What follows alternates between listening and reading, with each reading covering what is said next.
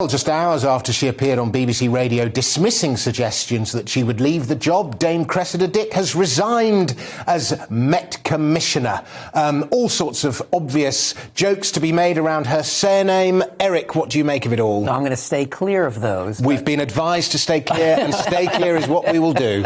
There's other people that can do that in other forums, I suppose. I mean, it's quite a novel thing to see in UK politics, someone taking responsibility for their actions and resigning. Something I wouldn't mind seeing a little bit more of, to be honest.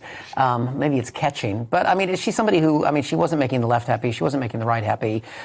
She lost the confidence of the mayor. I mean, it's got to be a rough job to have that many people upset with you and yelling at you all of the time. It kind of reminds me of when we used to do the big Christmas gigs, if you remember those, with some rowdy British crowds. I would imagine it's quite similar to that. But yeah, it can't be said that her tenure has been the most successful, Nick, can it? Well, I know what you mean. I mean, we see the stats on the police not solving burglaries, not solving crimes. They seem to spend more time policing thought these days. They like kneeling. So there's a lot of criticisms you can make. Like you say, it's a very tough job. The police seem to like her. The only thing is, I look at it and my instinct is, yeah, she's not done a great job just judging what I see from the outside. Then again, the fact that Sadiq Khan wants to get rid of her makes me think maybe she is good because he doesn't do anything right.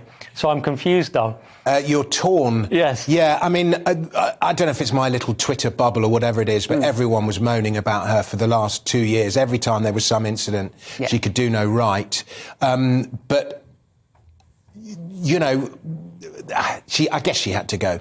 You know, there's one thing after the other, worse being Sarah Everard, but all the racist stuff, the recent thing with all the jokes passing hands in Charing Cross. Tens of thousands of people in the Metropolitan Police, so it is a lot to say that she's responsible for every single message that gets sent, but I guess it's the idea of the culture that's there. I mean, I know some people who work for the police, and, you know, she felt that, this person I know, thought that Cressida was quite liked, which in a way, I guess, should she be liked in that environment, or should she be someone who the police, you know, more respect and fear because she's got to be the one to be the enforcer of the enforcers? So maybe being liked isn't enough. That's what you mean. No, and it's particularly not when the police aren't there to be liked, are they?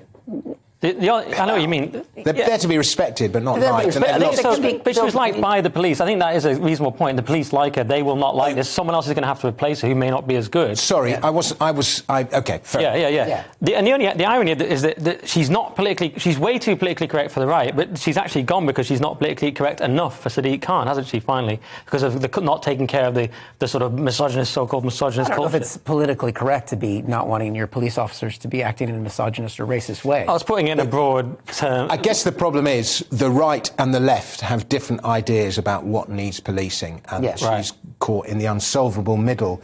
All I can say is if the regulators get hold of the messages that have been sent to me on my phone, I'm done for. I don't even know what I'm going to be sacked from, but I'm going to be sacked for something.